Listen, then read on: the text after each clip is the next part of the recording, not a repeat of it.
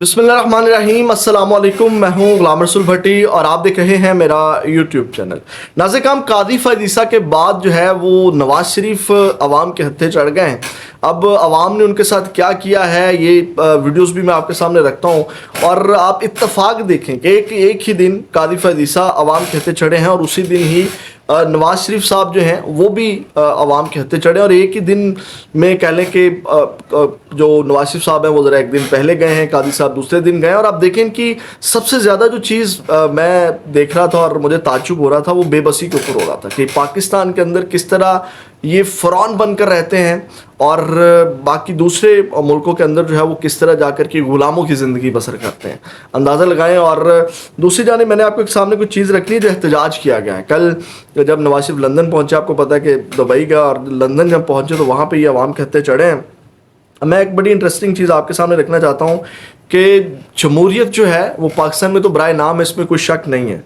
अब नाज़िर काम जब एहतजाज किया गया, वहाँ पे भरपूर एहतजाज किया गया नवाज शरीफ के पहुँचने के ऊपर और वीडियोस में आपके सामने रखता हूँ कि भरपूर एहतजाज किया गया। ना वहाँ दफ़ा 144 लगाई गई, ना दहशत गर्दी का कोई दफ़ात लगाई गई हैं, ना FIR दर्ज किसी के ऊपर की गई है, ना बगावत की गई है, ना गद्दारी के मुकदमे जो हैं वो दर्ज किए गए हैं, ना लाठी चार्ज हुआ, ना आंसू गैस हुई, ना कोई गिरफ्तारी हुई। और हालांकि वहाँ पे बरतानिया के अंदर जो है वो, लंदन के अंदर जो है वो बादशाही निज़ाम है, तो वज़ीर आज़म भी पार्लियामेंट में है, लेकिन या आप अंदाज़ा लगाएं कि वहाँ पे इस तरह की कोई एक्टिविटी या कुछ ऐसा नहीं हुआ। ये वीडियोस देखें, जैसे ही नवाज शरीफ वहाँ पहुँचे, शयान ली, आपको पता है नवाज शरीफ यहाँ छुट्टियाँ गुजार रहे थे तो शयान जो है वो वहाँ पे छुट्टियाँ गुजार रहा था और मियाँ नवाज शरीफ का इंतज़ार कर रहा था। अब नाज़िर हम जैसे ही वापसी हुई तो शयान पहुँच गया एक अच्छे खासे लोग लेके, और सारा मीर हैं, एक पाकिस्तान तहरीक इंसाफ की बड़ी वोटर सपोर्टर हैं, खान साहब से बड़ा इश्क करने वाली खातून है और वो कह लें कि हर वक्त अवेलेबल रहती हैं इमरान खान के लिए, डाई हार्ट कह लें कि वो हैं, और या यूँ कह लें कि वक्फ कर रखा है उन्होंने अपने आप को इमरान खान के लिए, सारा मीर हैं। तो वो वहाँ पे उन्होंने ऐसी की तैसी फेर के रख दी नवाज शरीफ की जब वहाँ पहुँचे, और जो हाल किया दोनों जानिब से, यानी कि यूँ कह लें कि एक ग्रुप जो है वो नवाज शरीफ के ख़िलाफ़ था और फिर जब उन्होंने देखा तो एक नवाज शरीफ की साइड का ग्रुप भी जो है वो वहाँ पे पहुंचा, और वो ग्रुप था ज़ुबैर नामी ग्रुप जो है वो वहाँ पे जो है वो नून लीगी कारकुन ज़ुबैर अली जो हैं उनकी क़यादत में जो है वो तहरीक इंसाफ के ख़िलाफ़ भरपूर नारे लगाए गए, एहतजाज किया गया। दोनों साइड्स का वर्जन मैं आपके सामने रखूँगा, लेकिन सबसे पहले आप देखें जो मियाँ नवाज शरीफ के पहुँचने थप्पड़ लगते लगते बचा है, यानी कि जिस तरह पुलिस और सिक्योरिटी नवाज शरीफ को अंदर लेके जा रही है और बेबसी देखने वाली थी, और पुरानी ड्रेसिंग में वही रेड शूज़, रेड पैंट, और वो उसी हालत में चले गए। और एक और तब्दीली सिर्फ ये थी कि मास्क नहीं मियाँ साहब ने लगाया हुआ था, फ़िलहाल शायद वो बाद में लगा लें। तो नाज़िर काम वहाँ पहुँचते ही थप्पड़ वो लगते लगते मियाँ साहब को बचा, और जनाब चोर चोर के नारे लगाए गए और गालियाँ कादी फ़ैज़ ईसा की तरह इनको भी निकाली जा रही हैं। ये ज़रा दो वीडियोस देखें, फिर मैंने बड़ी अहम कुछ चीज़ें आपके सामने रखनी हैं जो पाकिस्तान तहरीक इंसाफ के अंदर इस वक्त लड़ाई चल रही है फवाद चौधरी की, और वो फवाद चौधरी की क्या लड़ाई है और इस वक्त जो जंग छिड़ी हुई है फवाद चौधरी के तहरीक इंसाफ की क़यादत से, ये चीज़ें भी मैंने आपके सामने रखनी है। लेकिन ये वीडियोज़ देखें जो मियाँ साहब के साथ लंदन में हुआ है।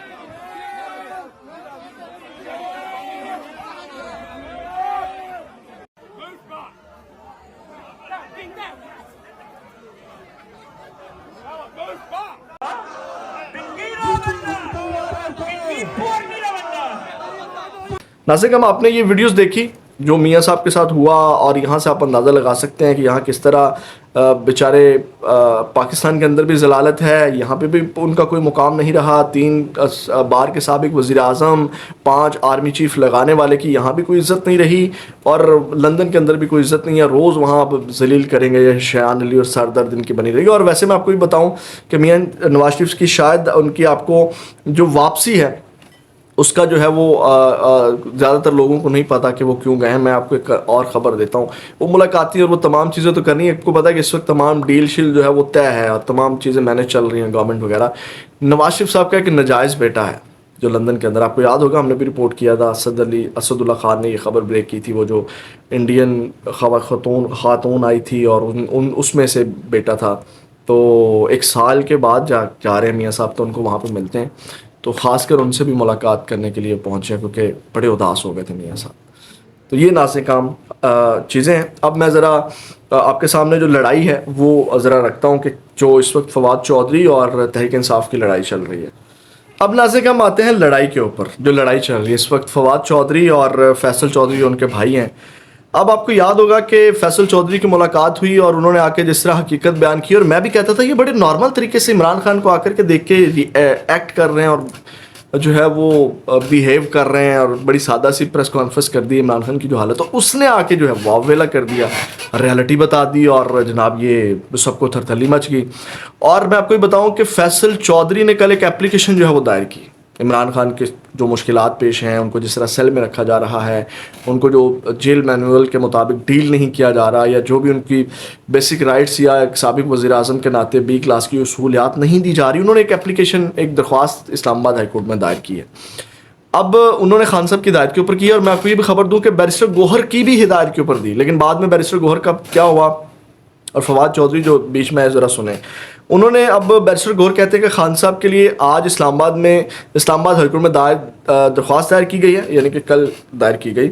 یہ ایک پرانے اٹارنی کا استعمال کرتے ہوئے دائر کیا گیا ہے. ہماری یا قانونی کمیٹی کی ہدایت پر نہیں، چونکہ یہ معاملہ خان صاحب کی سہولیات اور صحت کے مسائل سے متعلق ہے، اس لیے پیر کو ایک اور پٹیشن بھی دائر کی جائے گی، اور دونوں درخواستوں پر قانونی کمیٹی کی طرف سے نامزد کردہ ہمارے وکیل دلائل دیں گے. یعنی کہ یہ فیصل چودھری نے یہ اپلیکیشن دی، تو انہوں نے کہا کہ ان دونوں کے اوپر ہمارے وکیل دیں گے. اور آپ کو ویسے ایک بات میں کہوں کہ اتنی آپ کے اندر غیرت اور شرم ہوتی نا بیرسٹر گوہر صاحب، میں بڑے سخت الفاظ یوز کر رہا ہوں آپ کے لیے، لیڈر آپ کا ہے، مجھے تکلیف نہیں ہونی چاہیے، لیکن ہمیں بھی تکلیف ہے کہ وہ اتنی بڑی جماعت کا ایک لیڈر، اور آپ ان سے مل کے آئے اور حالت دیکھ کے آئے، اور آپ اب کل پٹیشن فائل کر رہے ہیں فیصل چودھری کے دائر کرنے کے بعد. آپ اندازہ لگائیں ان کی ذہنیت کا. تو اس کے بعد فیصل چودھری جو ہیں، اس کے بعد جو ہے وہ ٹویٹ آیا ان کا، جو فواد چودھری صاحب ہیں انہوں نے لکھا کہ یہ کیا شیخ وقاص اکرم نے کو ٹویٹ کیا بیرسٹر گوہر کو. انہوں نے کہا فیصل چودھری کا میدان میں آنا PTI میں اختلافات پیدا کرنے کی مذموم کوشش ہے.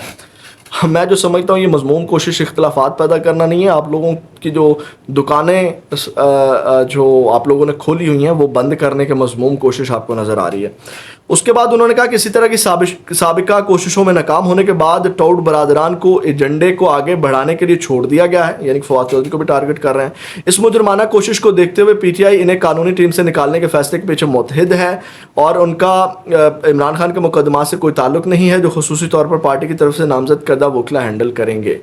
پھر اس کے اوپر فواد چودھری نے کو ٹویٹ کیا، انہوں نے کہا فیصل نے PTI کے کارکنوں پر 500 سے زائد کیسز مفت کرائے. دوسری طرف آپ فواد حسن کا گھٹیا بھائی 7.5 لاکھ روپے تنخواہ لے رہا ہے، اور PTI کے تمام جو SMD اور میڈیا ورکرز کے بارے میں ایجنسیوں کو تفصیلات فراہم کی، جس کے نتیجے میں سینکڑوں افراد گرفتار ہوئے کارکنوں کی، اور تم کسی BC کے وفادار نہیں ہو. یہ جو دوسرا میں نے ٹویٹ پڑھا تھا فیصل چودھری کا میدان میں آنا، یہ رؤف حسن نے کیا تھا، اور رؤف حسن کو فیصل انہوں نے جواب دیا ہے فواد چودھری نے.